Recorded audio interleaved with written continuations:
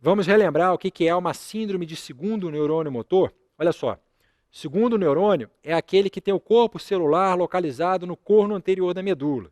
Seu axônio viaja através do nervo periférico e atinge o órgão-alvo, no caso a musculatura esquelética, através da placa motora. Nas lesões de segundo neurônio, nas síndromes de segundo neurônio, melhor dizendo, a lesão pode ser localizada no corpo celular, na medula espinhal do paciente, ou no nervo periférico, em qualquer ponto do trajeto do nervo periférico. Então a gente vai falar aqui de uma doença em que a lesão que justifica a síndrome do segundo neurônio ocorre especificamente no nervo periférico, que é a famosa síndrome de Guillain-Barré. Okay? Síndrome de Guillain-Barré é uma polirradículo-neuropatia aguda, uma condição de início súbito em que ocorre uma desmielinização da bainha de mielina dos nervos periféricos. E por isso, o paciente perde a função do segundo neurônio motor, desenvolvendo aquela síndrome estereotipada de sinais e sintomas decorrentes dessa perda. Paresia e plegia flácida e arreflexa. O paciente, se ficar com a lesão por muito tempo, faz atrofia muscular, faz miofasculações. É uma síndrome bem característica, ok? E no caso do Guillain-Barré, é por lesão da mielina do nervo periférico. Assim como na esclerose múltipla, que é uma doença desmielinizante do sistema nervoso central, ninguém sabe exatamente qual é a causa do Guillain-Barré, mas tudo leva a crer que se trata de uma reação autoimune, que acomete indivíduos geneticamente predispostos. Aqui não há correlação com a latitude, o Guillain-Barré ocorre no mundo inteiro, ok? As únicas correlações confirmadas na literatura entre um fator ambiental e a ocorrência da síndrome de Guillain-Barré dizem respeito a certas vacinações, certas infecções virais inespecíficas, às vezes uma infecção de via aérea superior, e, muito importante, a enterite por Campylobacter jejuni. Cerca de 30% dos casos de síndrome de Guillain-Barré são precedidos por uma gastroenterite pelo Campylobacter jejuni. Acredita-se que este enteropatógeno específico possua nos seus antígenos algum mimetismo molecular com proteínas encontradas na mielina do sistema nervoso periférico, na mielina produzida pelas células de Chivan. Daí o fato de enterite por Campylobacter jejuni ser um clássico desencadeante da síndrome de Guillain-Barré em indivíduos geneticamente predispostos. Okay? Então, uma polirradículo-neuropatia aguda desmielinizante que cursa com sinais e sintomas de síndrome do segundo neurônio motor.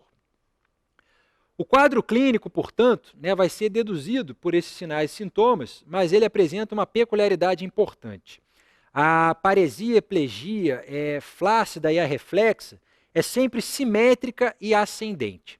Então, aquela fraqueza flácida e arreflexa do paciente, ela é simétrica, pega os dois lados do corpo, e ela é tipicamente ascendente, ou seja, ela vem dos membros inferiores, sobe em direção ao tórax, acomete com muita frequência os membros superiores e, não raro, vai adiante, atingindo a face do paciente e a musculatura respiratória.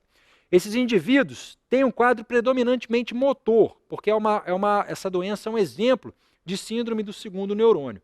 Mas ocorrem manifestações sensitivas também, como dormências, parestesias e sensação de queimação nos membros envolvidos. Como eu falei, na medida em que a plegia flácida e reflexa sobe, ela pode e costuma atingir a inervação o nervo facial, o sétimo par craniano, causando paralisia facial periférica uni ou bilateral. A diparesia facial periférica é a manifestação clássica da síndrome de Guillain-Barré, uma vez que a doença tende a ser simétrica. Okay? Então, a fraqueza flácida e reflexa sobe dos pés, passa pelos membros superiores, chega no rosto do paciente, pode acometer musculatura respiratória. E o paciente costuma se queixar também de alterações sensitivas dentro do conceito de disestesia. Dormência, pinicação, formigamento, sensação de queimação, mas o carro-chefe do quadro clínico é essa síndrome de segundo neurônio motor, uma paresia, plegia flácida e arreflexa ascendente. É muito importante lembrar que o sistema nervoso autonômico pode ser acometido também nesse processo desmielinizante. Sistema nervoso autonômico também faz parte do sistema nervoso periférico. Então, nervos simpáticos e parasimpáticos podem sofrer lesão desmielinizante. E a desautonomia é uma das manifestações mais graves da síndrome de Guillain-Barré, porque ela causa instabilidade hemodinâmica, ela causa variabilidade na frequência cardíaca, variabilidade na pressão arterial, o paciente faz uma hipertensão hiperlábio, ele uma hora está extremamente hipertenso e noutra hora ele está extremamente hipotenso. A desautonomia grave é uma das principais causas de morte no paciente com Guillain-Barré, ok? E é uma manifestação que aparece numa pequena parcela dos casos, mas quando aparece, costuma ser o principal problema, né? O grande fator que ameaça a vida do paciente. E a insuficiência respiratória por insuficiência ventilatória, quando a lesão acomete o nervo frênico, né, que tem origem lá no plexo cervical alto, é observado em 30% dos pacientes. Okay? Então, esse acometimento bilateral, simétrico e ascendente, ele chega até os nervos da região cervical alta somente em 30% dos casos, que são os pacientes que fazem a insuficiência respiratória e precisam ser entubados e mecanicamente ventilados por causa disso. Okay? Nos outros 70%, o paciente tem fraqueza variável, mas sem acometer a musculatura respiratória. Como é que é o diagnóstico de síndrome de Guillain-Barré? Gente, existem alguns achados clássicos aqui que sempre caem na prova de residência, né, e que você precisa aprender para nunca mais esquecer na sua vida prática. O mais curioso de tudo é que quando a gente analisa o líquor desse paciente, existe a famosa dissociação albumino-citológica. O que vem a ser isso? A dissociação albumino-citológica é um perfil de alterações licóricas em que a proteinorraquia está muito aumentada, então a gente tem uma dosagem de proteínas elevada, geralmente maior que 1 grama, né? Para pouca célula inflamatória. Então, existe hiperproteinorraquia para pouca pleocitose. Uma dissociação entre proteínas, né, que ele chama aqui de albumino, né, classicamente, e células inflamatórias. Né, a pleocitose mononuclear ela é ausente ou muito discreta no paciente que tem síndrome de Guillain-Barré. Mas a quantidade de proteínas no líquor dele está muito aumentada. Okay?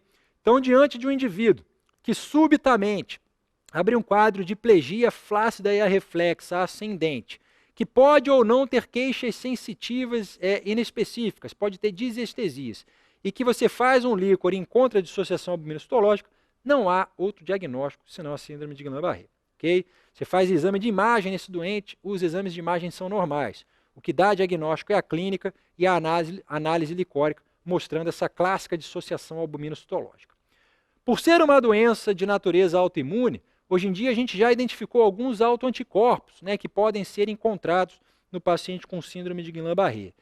Em 20 a 50% dos casos, a gente encontra um autoanticorpo antigangliosídeo cerebral, que é o anti-GM1.